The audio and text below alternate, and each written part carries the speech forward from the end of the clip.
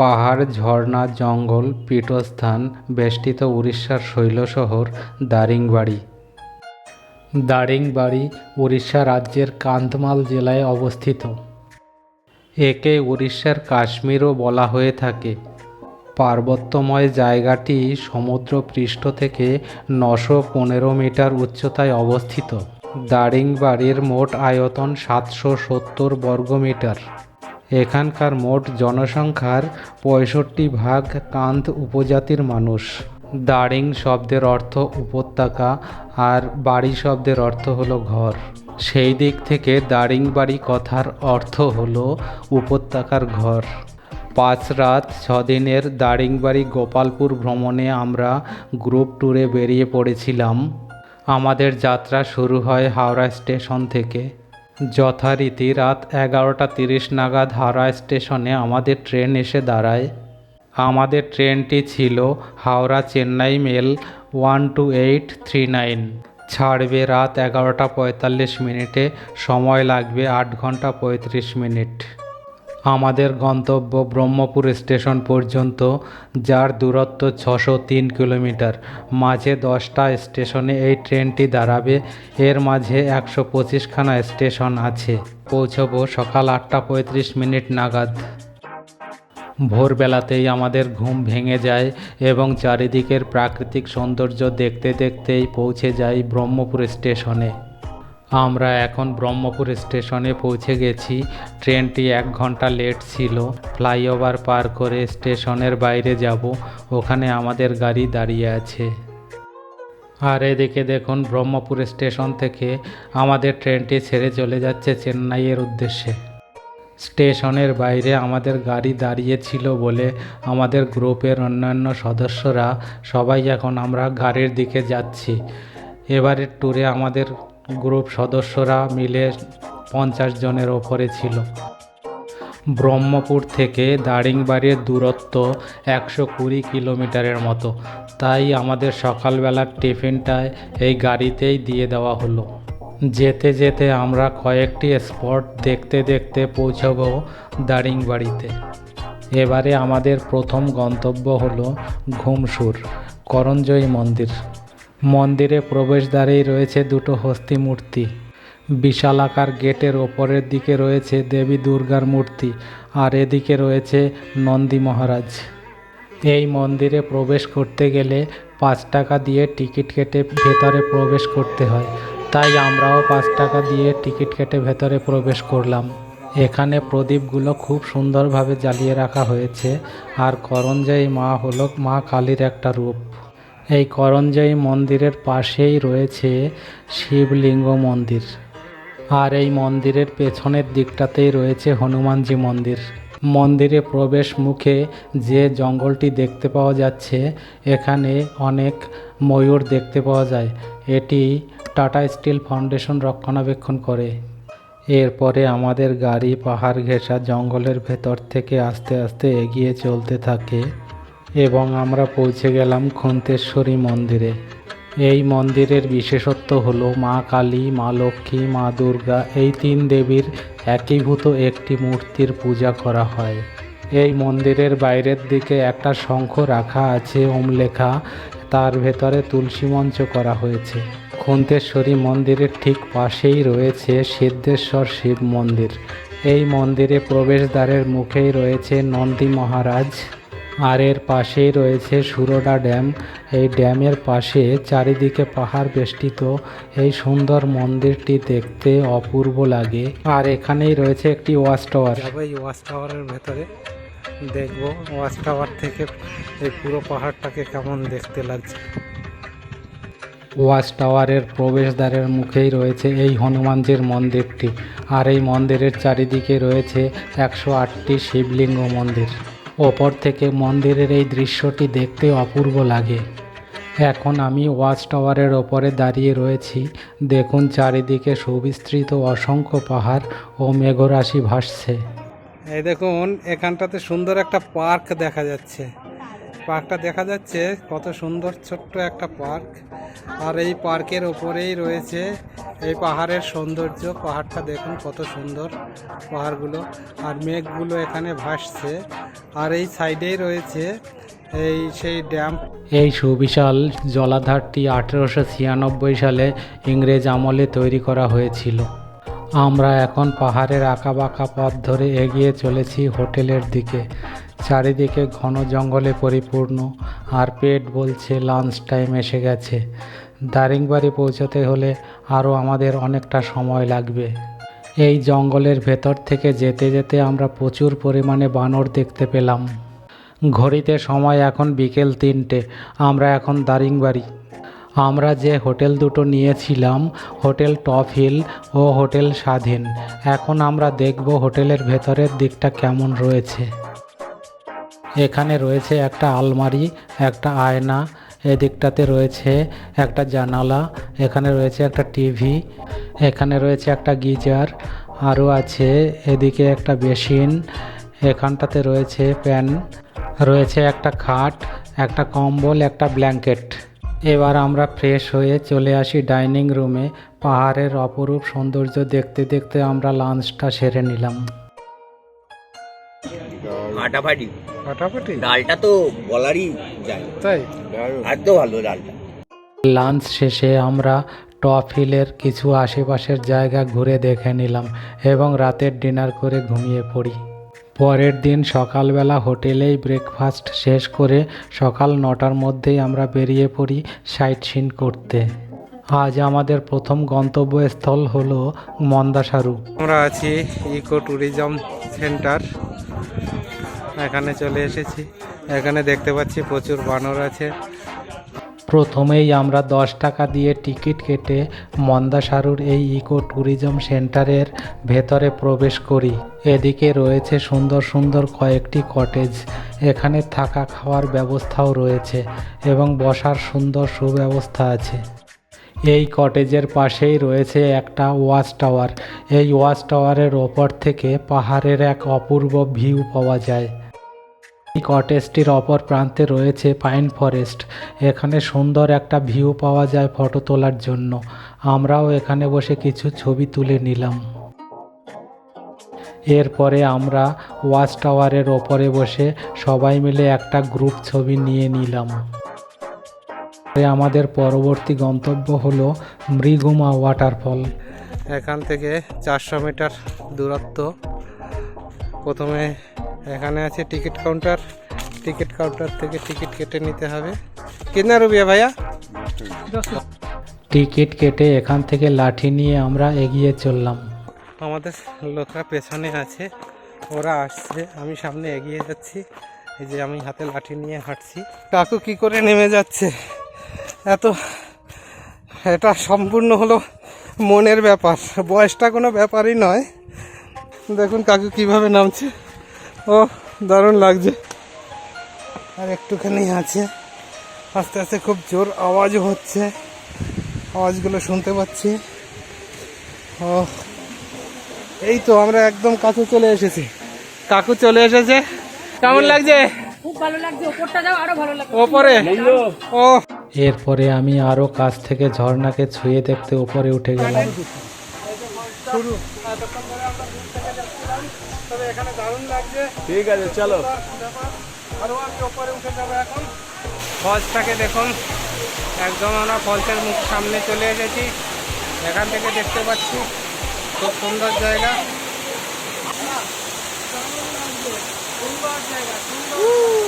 নিচের দিকে নেমে যাওয়াটা যতটা সহজ ছিল, কিন্তু ওপরে ওঠাটা এখন অনেক হাঁপিয়ে যাচ্ছে, প্রচুর কষ্ট হচ্ছে। পায়ে ব্যথা হয়ে গেছে, হাতে লাঠি আছে, তবু এখন অনেক কষ্ট হচ্ছে, অনেক হাঁপিয়ে গেছে। কেমন লাগছে কাকু বলুন? হ্যাঁ, এই যে নিচে নেমে গেলেন, আবার উপরে উঠে আসছেন, আপনাকে দেখে আমরা খুব অনুপ্রেরণা পেলাম। ঝর্ণাকে দেখে আমারও নিচে নামতে ওইভাবেই নামতে ইচ্ছে করলো। আচ্ছা, ঝর্ণার মধ্যে নামতে ইচ্ছে করলো, আচ্ছা। এইভাবে নেমে গেলাম। টানে তো টানে, প্রকৃতি টানে, প্রকৃতির টানে টানে ঝর্ণা টানে, পাহাড় টানে। 80 বছরের বৃদ্ধ খুব দারুণ লাগছে। সঙ্গে আছে আরেকজন আমাদের পুচকেটা। হ্যাঁ, দেখুন, তোর কেমন লাগলো বল? খুব কষ্টের পর খুব কষ্ট। না, আমি বুঝতে পারিনি। হ্যাঁ, এই ওঠার সময় যে কালঘাম বেরিয়ে যায়, আচ্ছা আচ্ছা, পাটা পুরো ব্যথা। পারবি তো যেতে? হ্যাঁ, চল। আমাদের পরবর্তী গন্তব্য হলো লাভার্স পয়েন্ট। মন্দাসারু ওয়াটারফল থেকে লাভার্স পয়েন্ট ওয়াটারফলের দূরত্ব খুবই কাছে। এই মিনিট 5 মতো সময় লাগে এখানে পৌঁছতে। এই ওয়াটারফলের জলধারা সমতলে প্রবাহিত হয়ে যাচ্ছে। সময় কাটানোর জন্য এটা একটা দারুণ জায়গা। চাইলে আপনি এখানে কিছুটা মুহূর্ত উপভোগ করতে পারেন। এখানে বসারও সুব্যবস্থা রয়েছে। কিছু মানুষকে এখানে স্নানও করতে দেখলাম। আমার কাছে এই ওয়াটারফলটাকে ভীষণ সুন্দর লেগেছে। এবারে আমাদের পরবর্তী গন্তব্য হলো এমু পার্ক। লাভার্স পয়েন্ট থেকে এমু পার্কে পৌঁছতে 10 মিনিট মতো সময় লাগে। তো এখন চলে এসেছি এমু পার্কে। এখানে এমু পাখি দেখতে পাওয়া যাবে, সেই জন্য এই এমু পার্কের পাখি দেখব। আর এখানটাতে টিকিট কাটা হচ্ছে, টিকিট কেটে তারপরে ভেতরে যাব। 10 টাকা করে টিকিট। টিকিট কেটে পায়ে হাঁটা পথে এই মিনিট খানেক মতো সময় লাগে এখানে পৌঁছতে। এখানে এই এমু পাখিগুলোকে সংরক্ষিত অবস্থায় রাখা হয়েছে। এমু হলো অস্ট্রেলিয়ান আদিবাসী, বিশ্বের দ্বিতীয় বৃহত্তম প্রাণী। এটি একটি সর্বভুক প্রাণী। একটা এমু পাখি 5-6 ফুট পর্যন্ত উচ্চতা বিশিষ্ট হয়ে থাকে। উড়তে অক্ষম এই পাখিগুলো দ্রুত দৌড়তে পারে। পরবর্তী গন্তব্য হলো হিল ভিউ পার্ক। এখানে পৌঁছতে সময় লাগবে 10 মিনিট। আমরা এখন চলে এসেছি হিল ভিউ পার্কে। এখানে প্রবেশ মূল্য হলো 10 টাকা। আমরা টিকিট কেটে ভেতরে প্রবেশ করে গেলাম। সাজানো গোছানো এই পার্কে প্রথমেই রয়েছে টয় ট্রেন সহ বিভিন্ন বসার জায়গা এবং শেষে রয়েছে ওয়াচ টাওয়ার। এই পার্কের ঠিক উল্টো দিকেই রয়েছে বাটারফ্লাই পার্ক। হিল ভিউ পয়েন্টের মধ্যে আমরা আছি এখন। এই হিল ভিউ পয়েন্টে ওপরে দেখুন কত সুন্দর একটা জায়গা। রাস্তার দুধারে রয়েছে ঝাউ গাছ। এখানে রয়েছে একটা ফোয়ারা, তার পেছনেই রয়েছে ওয়াচ টাওয়ারটি। এখন আমি ওয়াচ টাওয়ারের ওপরে আছি। দেখুন চারিদিককার কত সুন্দর একটা ভিউ দেখতে পাওয়া যাচ্ছে এই পাহাড়ের। এই টপ হিল ভিউ পয়েন্ট থেকেই দারিংবাড়িকে সব থেকে সুন্দরভাবে দেখতে পাওয়া যায়। ঘড়িতে সময় দুপুর 2:30। এখন আমাদের লাঞ্চ টাইমের সময় হয়ে গেছে, তাই এখন আমরা হোটেল ঘরে চলে যাচ্ছি। এখান থেকে লাঞ্চ করে তারপরে বিকেলের দিকে আবার আমরা বেরিয়ে পড়ব। লাঞ্চ টাইম শেষে আমরা বিকেল 4টে নাগাদ আবার বেরিয়ে পড়ি দারিংবাড়ির শিডং পাদ্রা সানসেট পয়েন্টে। এখানে এসে আমরা সূর্যাস্তের একটা দারুণ মুহূর্ত উপভোগ করলাম। এই সানসেট পয়েন্ট থেকে 360 ডিগ্রি অ্যাঙ্গেলে পুরো পাহাড়ের দৃশ্যগুলো সুন্দরভাবে দেখতে পাওয়া যায়। আর এখানেই রয়েছে সুন্দর একটা হনুমানজির মন্দির।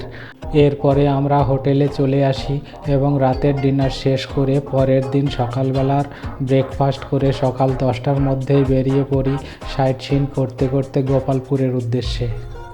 আজ আমাদের প্রথম গন্তব্যস্থল হলো এই কফি গার্ডেন। এখন আমরা এই কফি গার্ডেনের মধ্যে ঢুকবো। এখান থেকে প্রথমে টিকিট কেটে নেব, 10 টাকা করে টিকিট পার পারসন। কফি গার্ডেনের ভেতরে প্রবেশ করতেই প্রথমে চোখে পড়ল welcome to Daringbadi coffee garden লেখা একটা মঞ্চ এবং রাস্তার দুই পাশ থেকে প্রচুর পরিমাণে গোলমরিচ ও কফি গাছ দেখতে পেলাম। এই যে এখানে যে গাছগুলো দেখতে পাচ্ছেন লতার মতো জড়িয়ে আছে, এগুলো হলো গোলমরিচ গাছ। আর এখানে যে গাছগুলো দেখতে পাচ্ছেন এগুলো হলো কফি গাছ। এই কফি গাছের ফল সংগ্রহ করে এর বীজ থেকে তৈরি করা হয় কফি। এই কফি গার্ডেনের পাশেই রয়েছে প্রচুর মশলার দোকান, যেখানে বিভিন্ন প্রকারের মশলা যা অনেক কম দামে বিক্রি করা হয়। এখানে আবার দেখতে পেলাম ধুনো ধূপও বিক্রি হচ্ছে। এই কফি গার্ডেনের ঠিক উল্টো দিকে রয়েছে পাইন ফরেস্ট। প্রচুর পাইন গাছ রয়েছে এখানে। আমরা দেখতে দেখতে আস্তে আস্তে সামনের গন্তব্যের দিকে আবার এগিয়ে চললাম। আমাদের পরবর্তী গন্তব্য হলো রেইনবো ওয়াটারফল। এই রকম প্রচুর পরিমাণের ওয়াটারফল উড়িষ্যার দারিংবাড়িতে দেখতে পাওয়া যায়। এখন আমরা আস্তে আস্তে নিচের দিকে নেমে যাচ্ছি। অনেকটা নিচে নামতে হবে এই ওয়াটারফলটা দেখতে গেলে। কিছুটা পথ এগিয়ে যাওয়ার পরে আমরা দেখতে পেলাম একটি গুহার মতো জায়গা। শোনা যায় যে এই গুহাতে নাকি আগে সিংহ বাস করত। এরপরে আমরা পৌঁছে গেলাম আমাদের সেই কাঙ্ক্ষিত জায়গাতে, যেটা দেখার জন্য আমরা এত অধীর আগ্রহে অপেক্ষা করছিলাম। এই রেইনবো ফলের বিশেষত্ব হলো ঝর্ণা থেকে যখন জলগুলো পড়ে তখন সূর্যরশ্মি এই জলগুলোর ওপরে পড়লে এরকম একটা রেইনবো আকারের সৃষ্টি হয়। আমাদের পরবর্তী গন্তব্য হলো মৃদুমন্দা ওয়াটারফল। যেতে যেতেই দারিংবাড়িতে এরকম প্রচুর পরিমাণের উইপোকার ঢিবি দেখতে পাবেন। কিছুটা পথ এগিয়ে যাবার পরেই দেখতে পেলাম আমরা এই মৃদুমন্দা ওয়াটারফল। এই ওয়াটারফল দেখতে গেলে আরও কিছু সিঁড়ি ভেঙে তারপরে নিচে নেমে যেতে হবে। আমার চোখে দেখা দারিংবাড়ির ওয়াটারফলগুলোর মধ্যে এটাও একটা দারুণ সুন্দর ঝর্ণা। এর পাশেই রয়েছে পিকনিক স্পট, এখানে স্থানীয় লোকজন পিকনিক করতে আসে। আর এই জঙ্গলের মধ্যে প্রচুর পরিমাণে বানর দেখতে পাওয়া যায়। শান্ত ও নিরিবিলি পরিবেশের মধ্যে এই ওয়াটারফলটা এক কথায় অসাধারণ। আমাদের দুপুরবেলার লাঞ্চ রাস্তাতেই সেরে নিলাম। এখন আকাশের অবস্থা খুবই খারাপ, চারিদিকে অন্ধকার নেমে আসছে। এরপরেই আমরা চলে আসলাম খাসাডা ওয়াটারফল দেখতে। তখন প্রচুর পরিমাণে বৃষ্টি শুরু হয়ে যায়, আর এই বৃষ্টির মধ্যেই আমরা নেমে পড়ি এই ওয়াটারফলটা দেখার জন্য। এই ওয়াটারফলটাই দেখা আমার চোখে সবথেকে সেরা ছিল। এরপরেই আমরা বৃষ্টি উপেক্ষা করে এগিয়ে যেতে থাকি জিরাং মনিস্ট্রি দেখার জন্য। এবারে আমরা জানব জিরাং মনিস্ট্রির ইতিহাস।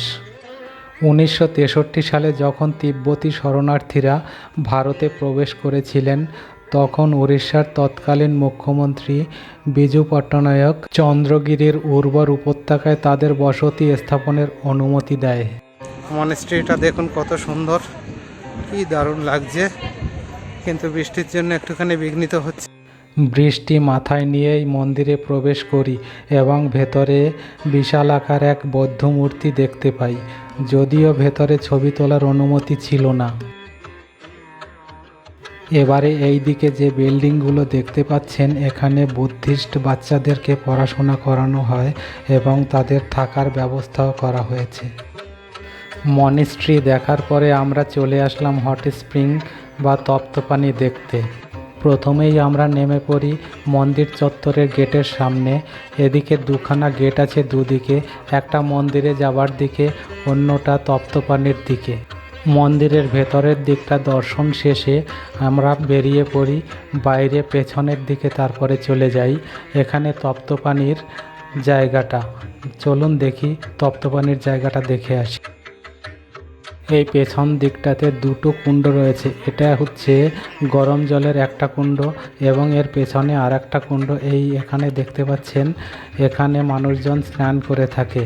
আমি একটু গরম জল হাতে নিয়ে দেখে নিলাম কেমন লাগে এখানকার জল। এখন তপ্তপানিতে নামছি, প্রচুর গরম জল, প্রচুর গরম জল, যার জন্য জলটা উঠছে, গ্যাসের সংস্পর্শে এসে এটা গরম জলটা গরম হয়ে আসছে আর কি।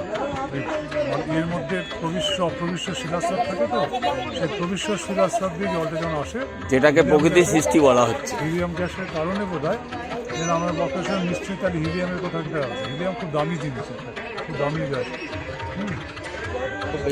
এইটা প্রকৃতির মধ্যে মানে অদ্ভুত বৈপরীত, যেখানে খুব বড় সেখানে একটা করে হসপিটাল। এই মন্দিরের পাশেই রয়েছে আর একটা কৃষ্ণ মন্দির। এই মন্দিরটাও একবার ঘুরে দেখবেন, খুব অসাধারণ লাগে মন্দিরটাকে দেখতে।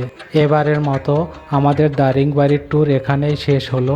এখন আমরা যাচ্ছি গোপালপুর। পরবর্তী ভিডিওতে গোপালপুরের ভ্রমণ দেখতে পাবেন।